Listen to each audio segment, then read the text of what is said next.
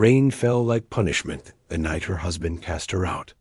Not because she had cheated, not because she had lied, but because the doctors had written one word beside her name. Barren, and that single word became her sentence. She stood at the iron gate of the house she had cleaned, decorated, and prayed inside, holding a cheap bag of clothes, while the warm lights behind the windows stayed warm for everyone except her. He didn't even step outside. His voice came through the intercom like a stranger's. "Take your things and go. I need a real future." The gate buzzed shut, and the sound felt like a lock clicking inside her chest. She walked into the rain until her shoes soaked through, until her hands stopped shaking, until the streetlights blurred and the world looked like it was melting.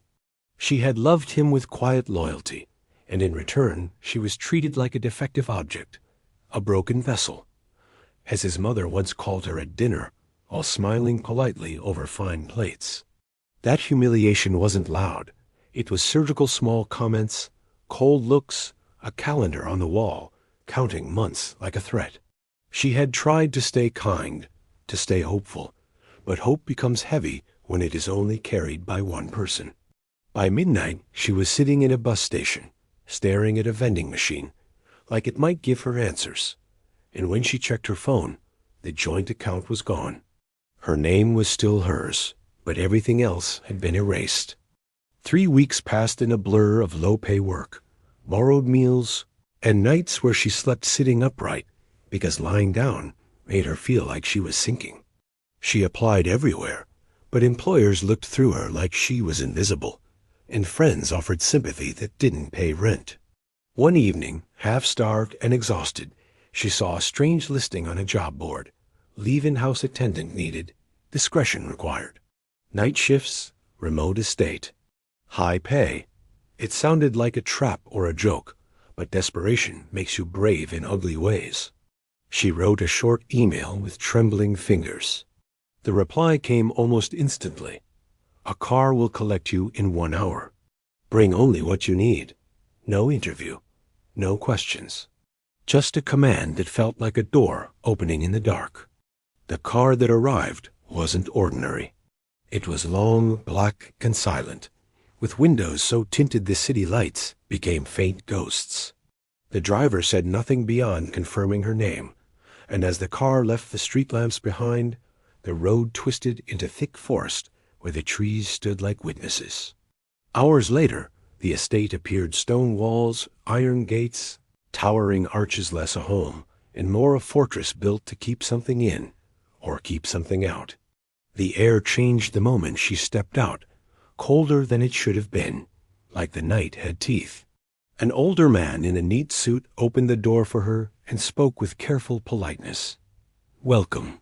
You will follow the house rules. You will not wander. You will not enter sealed rooms. And you will never speak loudly after midnight."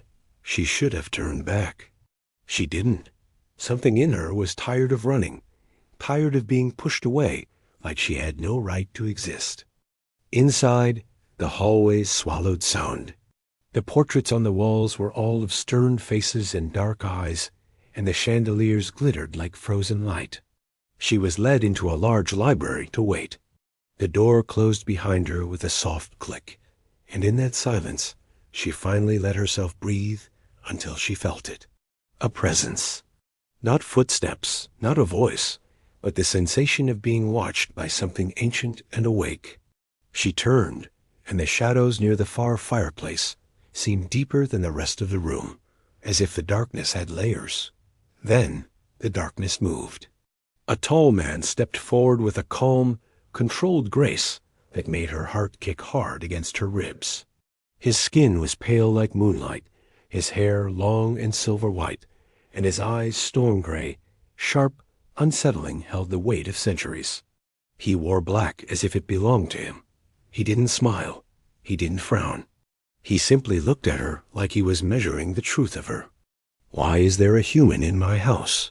His voice was low, steady, and carried authority without effort. She should have bowed or apologized, but humiliation had already taken so much from her that fear could not fully take the rest. "I came for work," she said, forcing the words out cleanly. "I'm not here to steal. I'm not here to cause trouble. I just needed a chance." The Vampire King's gaze tightened slightly, not cruelly, but with interest. He stepped closer, and the air around him felt colder, yet strangely safe, like standing beside a storm wall.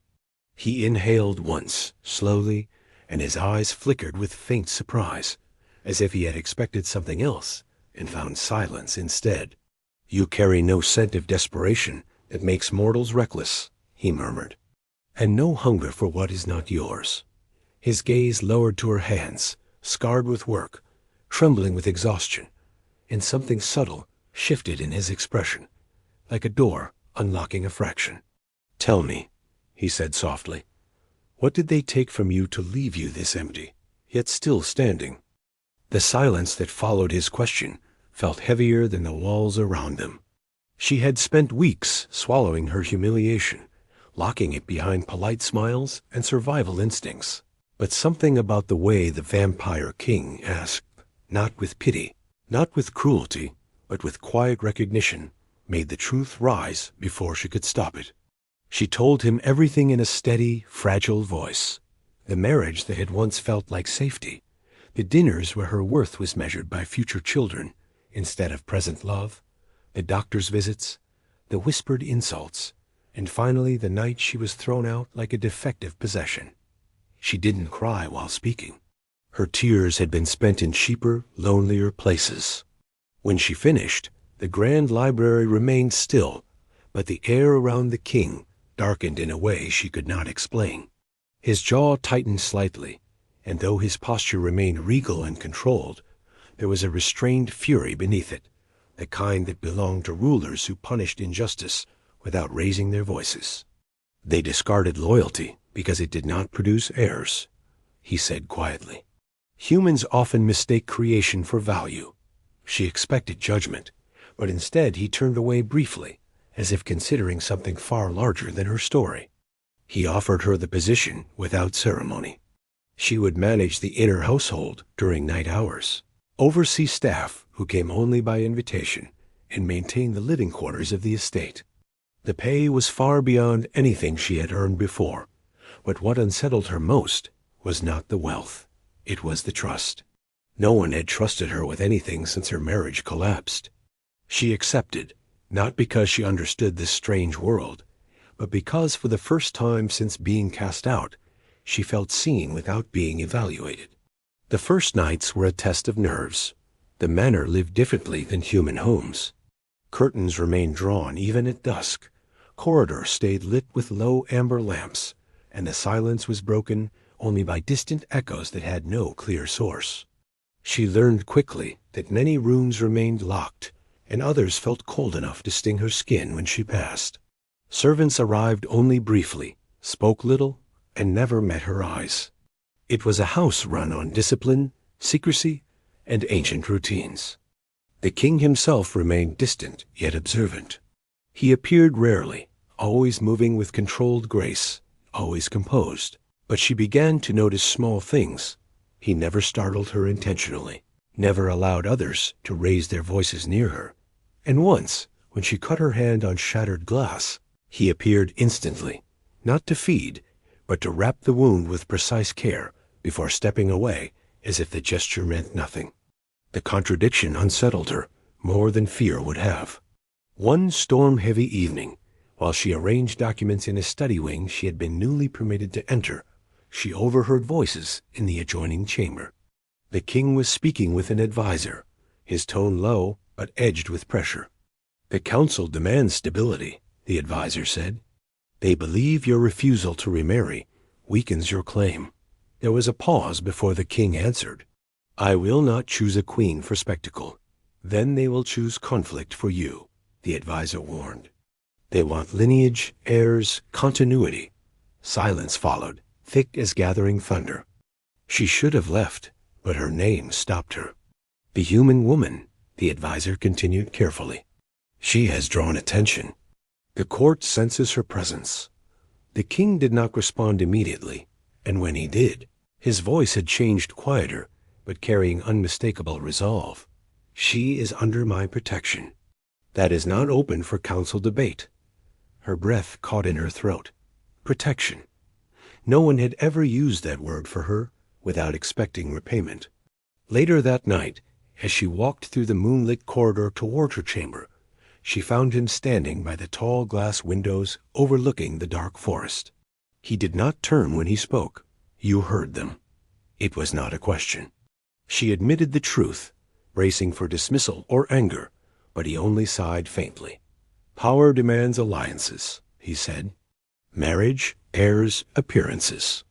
The court sees queens as instruments. He finally looked at her then, and the intensity of his gaze made her pulse quicken. But I have seen queens who rule without wombs, without bloodlines, only through strength of spirit. She didn't know how to answer, so she simply asked the question forming inside her. Why are you telling me this? He stepped closer, the cold aura around him strangely steadying rather than frightening. Because, he said, voice low, deliberate, the court is not the only one watching you. I am as well. And what I see changes decisions I thought were already made. The tension between them did not erupt all at once. It built slowly, like distant thunder rolling closer night after night. After that conversation in the moonlit corridor, the Vampire King no longer kept the same emotional distance. He remained regal, composed, and feared by all who entered his domain. But around her there was a subtle shift. His gaze lingered longer, his voice softened slightly, and his protective instincts surfaced in quiet, almost invisible ways. She began to accompany him during certain formal duties inside the manor, not as a servant, but as a presence beside him. At first she believed it was merely convenience, yet the staff reacted differently when she stood near him, bowing lower, speaking more carefully, treating her with a respect she had never commanded before. It unsettled her, because the woman who had been thrown out into the rain still lived inside her, whispering that this dignity could disappear just as quickly as it had arrived. One evening, the king summoned her to the grand council chamber within the manor, a place she had never been permitted to enter. The room was vast, circular, lined with obsidian pillars, and lit by dark crimson chandeliers that cast shadows like living things across the marble floor. He stood at the center when she entered, dressed not in his usual black, but in ceremonial midnight blue, embroidered with ancient sigils that shimmered faintly. His posture was straighter than ever, yet there was tension beneath it, a conflict not between power and enemies, but between duty and personal will. "You wish to see me, Your Majesty?" she asked carefully, still adjusting to addressing him formally in official spaces. He dismissed the attendants with a single gesture, ensuring they were alone before speaking. "What I am about to say is not a command," he began, voice steady but quieter than usual. "It is a proposal born from necessity, and from something more difficult to name." Her pulse quickened, though she did not yet understand why. He stepped closer, closing the vast distance of the chamber until they stood face to face beneath the dim red light. "The Royal Council has issued its ultimatum," he said. "They demand that I take a queen before the next blood moon cycle. They believe a king without a crowned partner is politically vulnerable."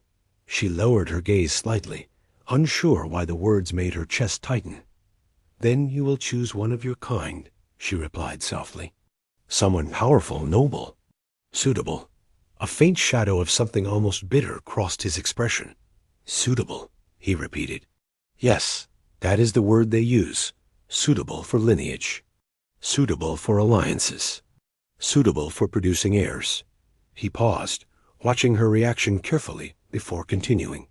"But suitability, I have learned, does not guarantee loyalty, compassion, or the strength to protect what matters." The room felt smaller as he spoke, the air heavier with unspoken meaning. "Why are you telling me this?" she asked again, though this time her voice was quieter, almost cautious. He did not answer immediately. Instead, he reached out slowly, not touching her, but close enough that she could feel the cold radiating from his skin. "Because," he said, voice lowering, "you have lived in this house without fear of what others crave. You have shown kindness where others show ambition. And my court, whether they admit it or not, has begun to recognize your influence here. Her breath caught. I am human, she said quickly, instinctively, and I cannot give you heirs. That is why I was cast aside in the first place. His eyes sharpened slightly, not in anger, but in conviction. I do not require heirs, he replied. I require stability for my realm, and protection for those under my rule. A queen who governs with heart rather than hunger. The silence between them stretched, electric and fragile. She felt fear, yes, but not of him. Fear of stepping into a life so vast it could swallow the small, wounded woman she had been. What are you asking of me? She finally whispered. He did not soften the words, nor did he dress them in romance. Marry me, the Vampire King said, direct and unwavering. Not as an ornament, not as a political pawn, but as my equal in rule. A union of survival, protection, and shared authority. Her heart pounded so loudly she wondered if he could hear it. She searched his face for mockery, manipulation, or cold calculation, but found only sincerity wrapped in royal restraint. This would not be a love story, she said carefully. It would be duty. He nodded once. Duty first, he agreed. Then, more quietly, everything else would be earned with time. She looked down at her hands, remembering the rain, the gate closing behind her, the word Barren echoing like a curse.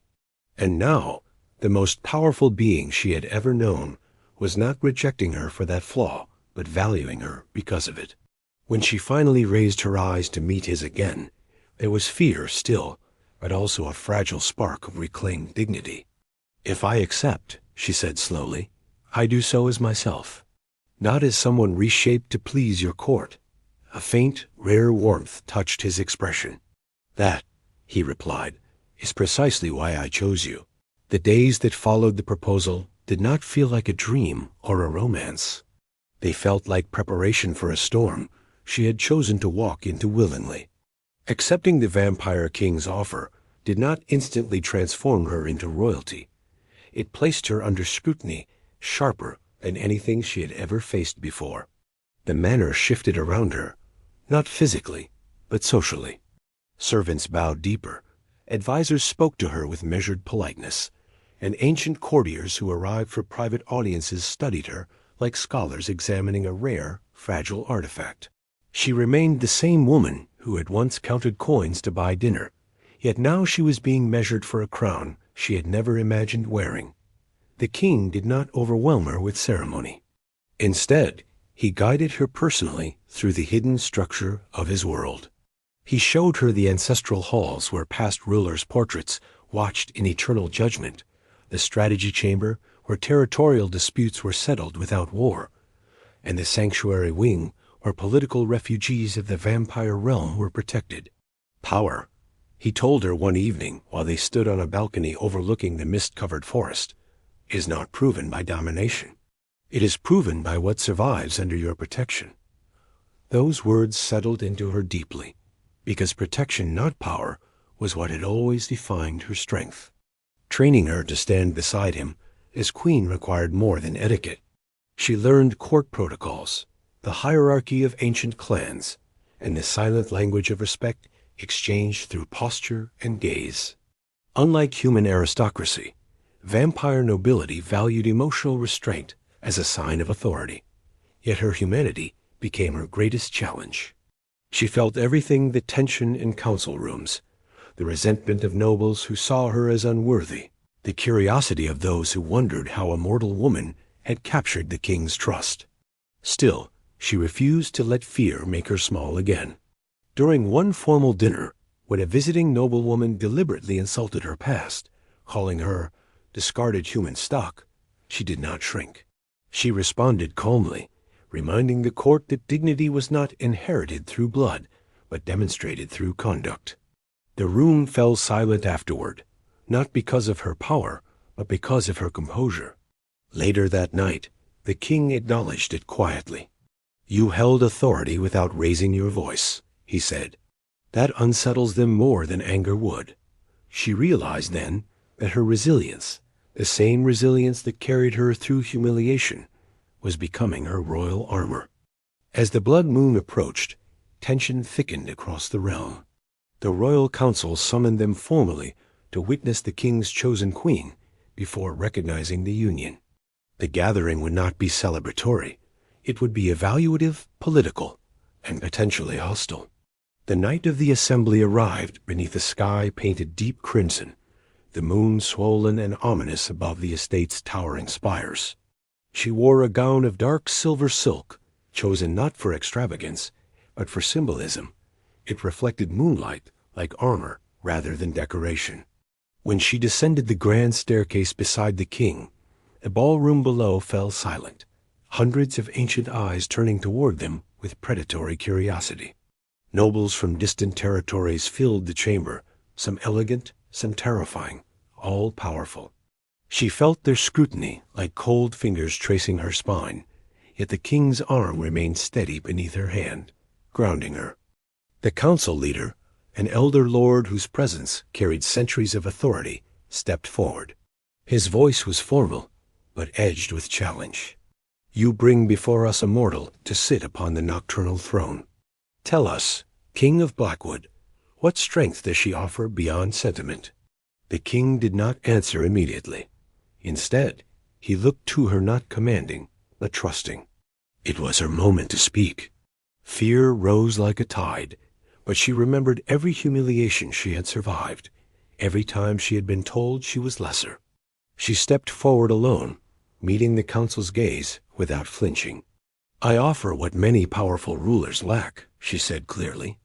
"I understand loss without cruelty and strength without oppression. I do not rule through bloodline, I rule through loyalty earned." Murmurs rippled through the chamber. Some scoffed. Others watched with sharpened interest. The elder council lord signaled for silence before presenting a ceremonial chalice filled with dark, shimmering liquid, the trial of essence, an ancient test meant to reveal hidden intent. "Drink," he commanded. "If your purpose is deceit or ambition, it will destroy you. If your loyalty is true, it will accept you." The king stiffened slightly beside her, clearly unwilling to risk her life, but she reached for the chalice before he could intervene. This was not about proving herself to them. It was about reclaiming the worth others had denied her. She drank. The liquid burned cold through her chest, stealing her breath for a moment, and the entire hall waited for her to collapse. Instead, a faint silver glow spread across her skin, not supernatural dominance, but calm resonance, like moonlight recognizing its reflection. Gasps echoed through the chamber as the chalice dimmed in her hands. The council bowed, not deeply, not fully, but unmistakably. Acceptance had begun. When she returned to the king's side, he looked at her not as someone fragile, but as someone formidable in a way his world respected. "You have crossed the threshold," he murmured softly. "Not as my chosen queen, but as their undeniable one." Victory at the Blood Moon Assembly should have brought peace, yet the days that followed carried a quieter, more personal storm. Recognition from the royal council secured her position beside the vampire king, but it did not erase the shadows of her past. The court now respected her authority. Servants obeyed her commands without hesitation, and even rival nobles measured their words carefully in her presence. Yet deep inside, an old wound still ached. She had been accepted as queen in a supernatural world, but the reason she had been cast out of her human one remained unresolved. One evening, while reviewing estate records in the king's private study, a sudden wave of dizziness overtook her.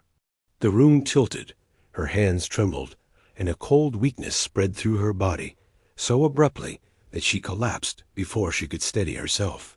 The king appeared instantly, moving faster than sight, catching her before she struck the floor. His usual composure fractured into visible alarm as he carried her to the inner healing chamber, summoning the ancient court healer without delay. The healer, an elder woman whose knowledge stretched beyond modern medicine, examined her in grave silence. She tested blood samples, studied pulse rhythms, and finally stepped back with an expression that was not fearful, but deeply troubled.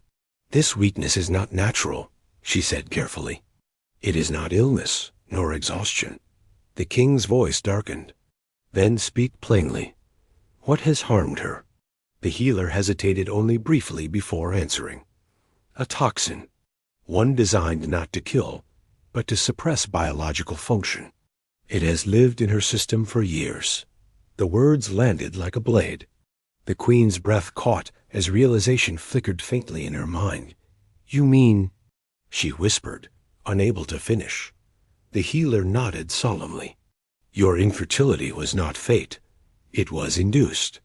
You were systematically poisoned with a compound that prevents conception while appearing medically natural." The chamber fell silent, except for the faint echo of her heartbeat.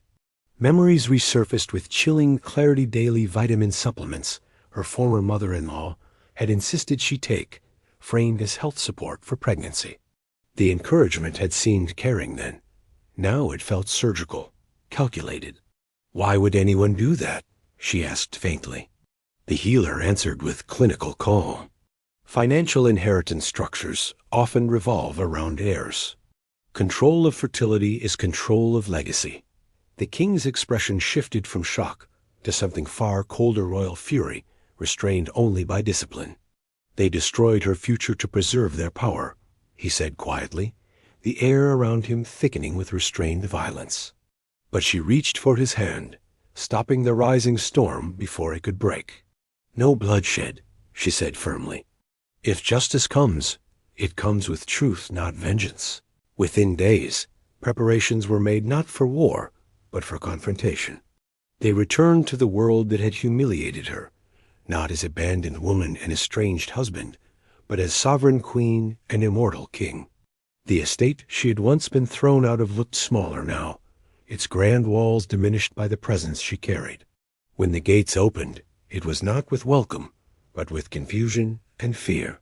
Her former husband met them in the foyer, disbelief written across his face as he took in her regal posture, the king's imposing presence beside her, and the silent authority radiating from both. "What is this?" he demanded weakly. "Some kind of performance?" She did not raise her voice. She did not insult him. She simply presented the healer's findings: medical analysis, chemical traces, documented compounds, all proving deliberate poisoning. The truth unraveled quickly after that. His mother's composure shattered under evidence she could not refute, and financial motives surfaced with brutal clarity. She had suppressed her daughter-in-law's fertility to maintain control of inheritance trusts tied to heirs. A confrontation did not end in violence. It ended in exposure. Legal authorities, financial auditors, and social institutions dismantled the family's standing piece by piece. Reputation collapsed. Wealth froze under investigation, and the power structure that had discarded her dissolved under its own corruption. As she walked away from the estate for the final time, there was no triumph in her expression, only closure. The king studied her quietly as they returned to the manor. "You chose mercy over destruction," he observed. "You preserved justice without cruelty." She looked ahead, calm at last. "I didn't need revenge," she said softly. "I needed my truth back." Yet the healer's earlier words lingered, damage-induced, not natural. Later that night, she sought the healer privately, asking the question she had been too afraid to voice before. "If the toxin is gone, is the damage permanent?" The healer's answer was measured, but not hopeless. Human medicine would say yes. But our world holds remedies older than science. There may be a way to restore what was taken, if you are willing to face a trial far more dangerous than court politics. When she shared this with the king, his reaction was immediate refusal. "I did not choose you for heirs," he said firmly. "I will not risk your life for possibility." But she met his gaze with quiet determination. "This is not about heirs," she replied. "It is about reclaiming what was stolen from me." The decision to pursue the healer's remedy did not come from pressure, nor from royal excitation. It came from a deeply personal place inside her that had been wounded long before she ever stepped into the Vampire King's world. The poison that had stolen her fertility was more than a medical crime. It had stolen her sense of agency, her right to choose her own future. Even though she now ruled beside a powerful king and commanded respect across immortal courts, a quiet ache remained the knowledge that something precious had been taken without her consent. The healer spoke of an ancient restoration right tied to a rare supernatural bloom known as the eclipse orchid, a flower said to bridge human vitality with immortal energy. It bloomed only once under a blood moon, deep within sacred caverns, where vampire power could not enter. The journey had to be undertaken alone by mortal will. When she told the king she intended to go, his refusal was immediate and unyielding. "I did not fight to protect you, only to send you into danger," he said, his voice carrying a rare edge of fear beneath its authority. "You are my queen as you are. Nothing more is required." But she stepped closer, placing her hand gently over his. "This is not about proving worth," she said softly. "It is about reclaiming choice. I was denied it once.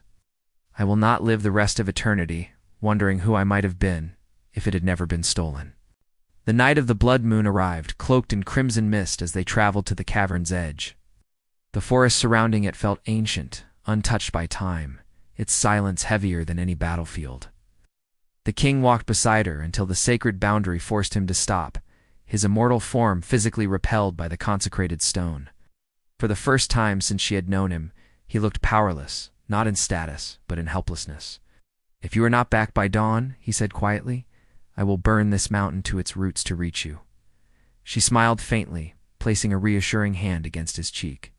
"You won't have to," she whispered before turning toward the cavern alone. Inside, the darkness was alive with whispers, echoes of doubt, failure, humiliation. Voices from her past resurfaced with cruel precision, her husband calling her defective, society calling her incomplete, her own fears calling her unworthy. The cave did not test strength of body, it tested the fractures of the mind.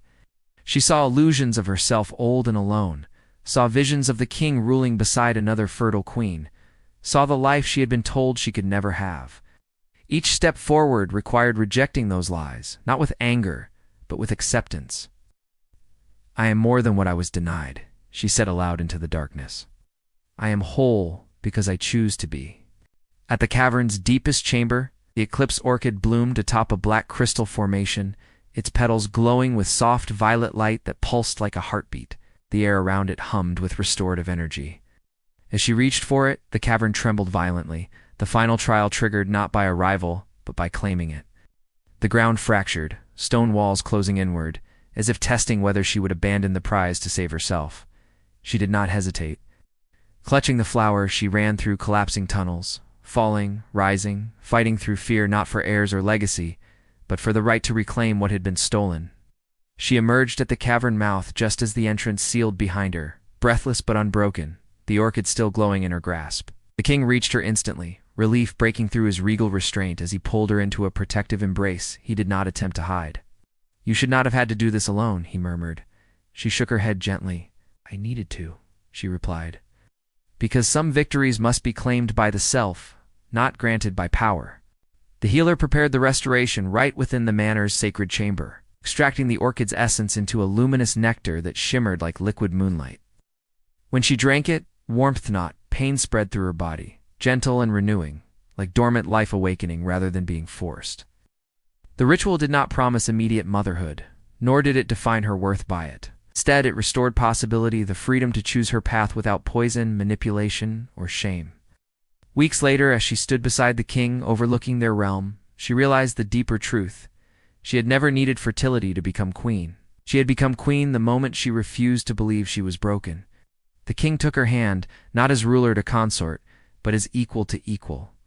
In a rare public ceremony witnessed by court and clan alike, he did something no monarch had done in centuries. He knelt before her, not in submission, but in reverence. "You were cast out by those who could not see your worth," he declared. "But here, you are not chosen because you are needed. You are chosen because you are irreplaceable."